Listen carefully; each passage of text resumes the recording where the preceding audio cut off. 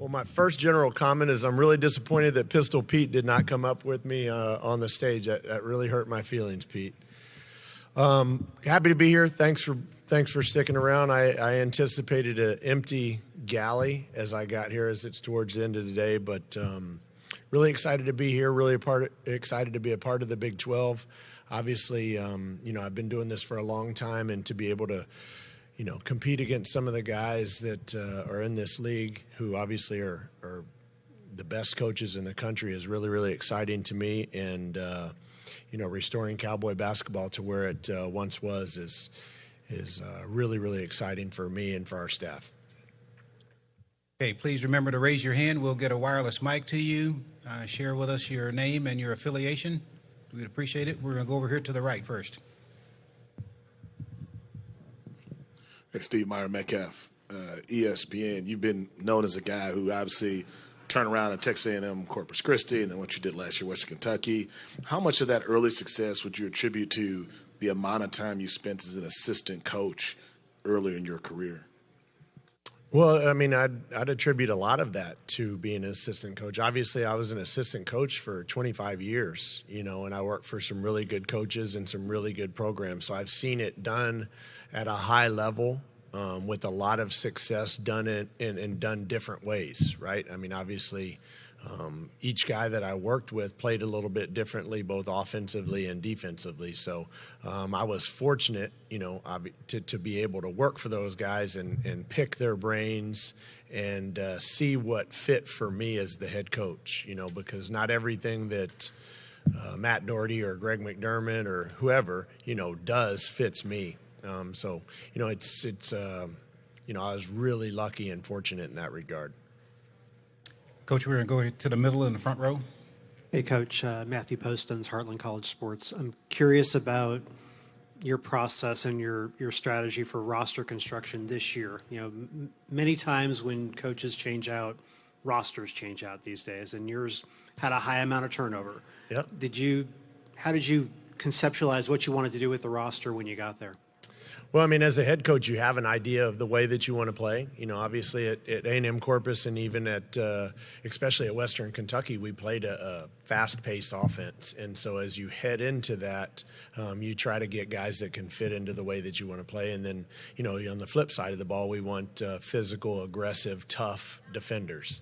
And so as you envision your team and you build your team, that's what you have in mind. But then you have the component now where you have an NIL involved, right? So you may not be able to go always get everybody that you want that fits what you want because you may not quite frankly have the money for it. So now you've got it's almost like having a budget and having to prioritize who you want, right? So we just try to turn over every rock and every stone that we can to find the right fit, because even though I have this vision of what I want offensively and defensively, I'm not going to sacrifice the character portion of it. So they've got to be good people and fit into our locker room and into our culture.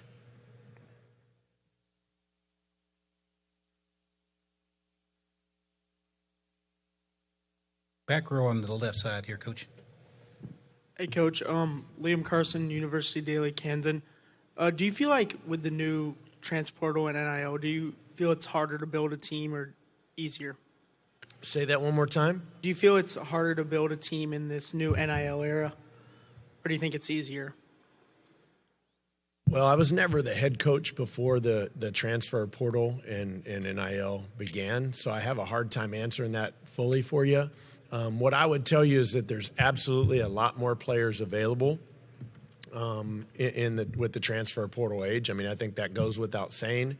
But having players available and having to evaluate them, having to recruit them in a very short window makes it really, really difficult. No more difficult for anyone else in the Big 12 or across the country, but it just changes things. It's almost a little bit more like speed dating, whereas when I started in this business in 1995, man, you were out recruiting for the entire month of July. You were really building relationships. You were getting to know people, and you had so much more time to make a decision.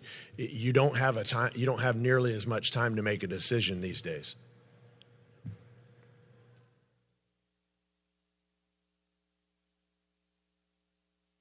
Go back over to the right, Coach. Steve, with the portal and how important that has become to the game, how do you evaluate incoming freshmen and whether or not they can fit into your system and contribute right away? Myron, I think you obviously have a lot more time to evaluate freshmen. You know, when you're evaluating portal guys, you're spending your entire time in synergy or watching game film.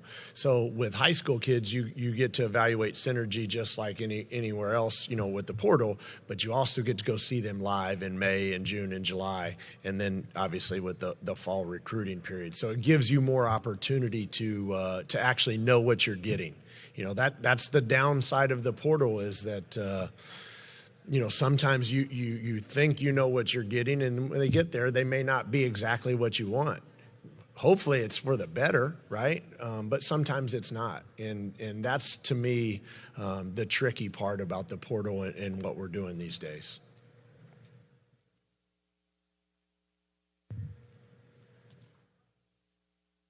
Okay, we're going to have a question here on the front row in the middle.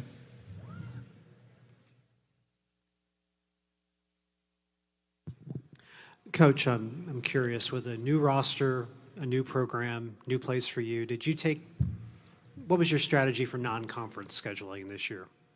Yeah, a lot of our non-conference scheduling was completed prior to my arrival. You know, obviously we have the Bedlam series already built in there, back end of a contract on Tulsa, back end of a contract with Southern Illinois Carbondale. The Charleston Classic was already done prior to my arrival. So really, I did not have a whole lot of opportunity to put the schedule together. You know, I got a couple guarantee games in there and added a couple scrimmages or charity games, those sorts of things. So really, I didn't have much to do there. With the Big 12 being as many games as it is, you know, when you walk into a job and they've already got contracts, you just don't have much to do.